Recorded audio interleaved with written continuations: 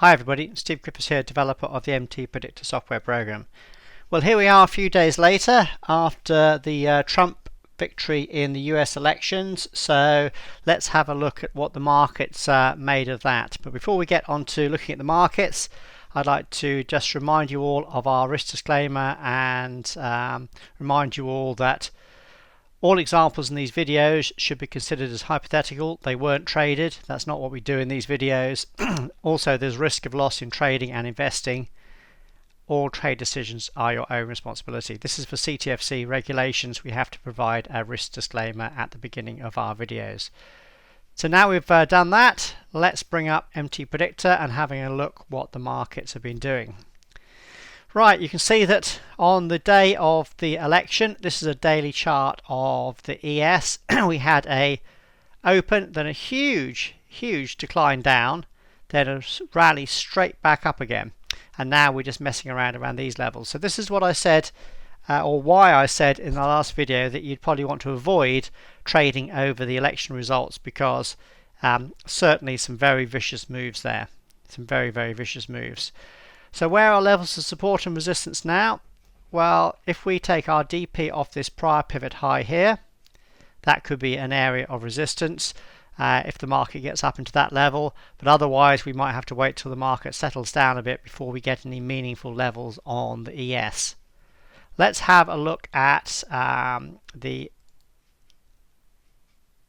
NQ. The NQ is very interesting. I'll just take that DP off just because I want to show you where that came from. In the last video, I don't know whether I looked at the NQ for our public video, but I did when I was looking at this for our customers training webinar on Tuesday and the Tuesday before. In particular, I looked at if the DP from this previous low here was exceeded, which obviously it was, just before this minor rally in the election results came in, then the next support level would be the DP from this low here.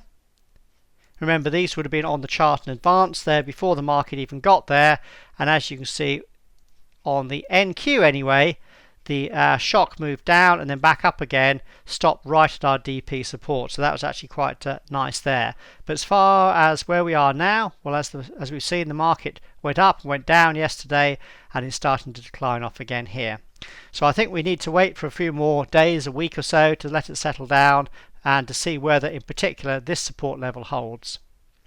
Let's have a look at the YM. On the YM, exactly the same as the ES, we went straight through our DP support here and then straight back up again. Again, this is where you shouldn't be trading on days when you're going to get such big moves, and that's why I suggested before that it's best to stand aside when these moves are coming through, because you don't want to get caught on the wrong side of these, because they can just wipe your trading capital out. It's better to sit and wait for the dust to settle and then get back into the markets. What's the position now? It's interesting that the YM has rallied quite strongly, and now we've got up into new high territories, because if I take a DP off this prior high here, that is where we're at the moment. We're in and around that DP resistance area. So it'll be very interesting to see whether this resistance area holds and we roll over and decline back down again. So for now, we don't really have any meaningful support and resistance zones to watch for, because we had such a big wide range move on the election day. If you were still favouring the short side and you were a short-term trader, the DAX this morning had a nice little trade where we had a VS sell set up there that came into the first decision point target for a 5.6R profit. It was on a black MTP trend, was a valid trade setup. Again, that's what a nice trade setup if you were favouring the short side there this morning. So anyway, let's recap on the longer term position of the markets. Here's our YM, where we are at potential DP resistance. Here's our NQ, where we rallied off DP support and we're in sort of no man's land at the moment. And on the ES, again, we're in no man's land at the moment. Let's have a look at some shorter term charts on the ES. Perhaps if I go down to an hourly chart, this was quite interesting, because if I take the DP off this prior pivot high here on the ES chart, you see I scrolled out a bit to see whether that's the most relevant high, and it was.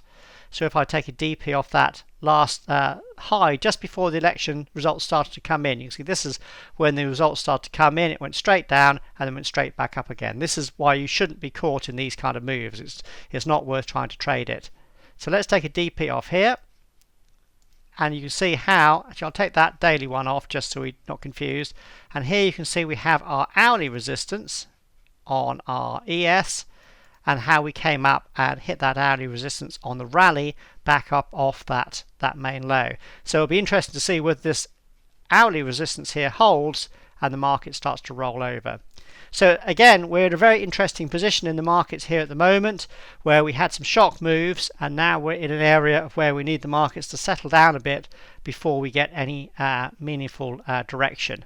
Again, that's why I suggested that people don't look to trade over the such a big market move or mover as the election like that, because you can see from big moves like this you just don't want to get caught in them. Far better to stand aside while that happens, now come back into the market as the market settles down. It's a holiday in the US today, because today is Friday the 11th, it's Veterans Day, so we'll see what the markets do as next week unfolds. So be safe out there, guys. Remember, control your trading risk. Don't trade when it's when you don't have a clear picture. Remember, the markets will only give you a clear picture about 50% of the time, and also when you get big moves like this, stand aside. So wait for the best, clearest and ideal trade setups. Always use stops. Keep your initial risk small and under control, and that will protect your trading capital. Stay safe out there, and we'll see how the markets unfold over the next week.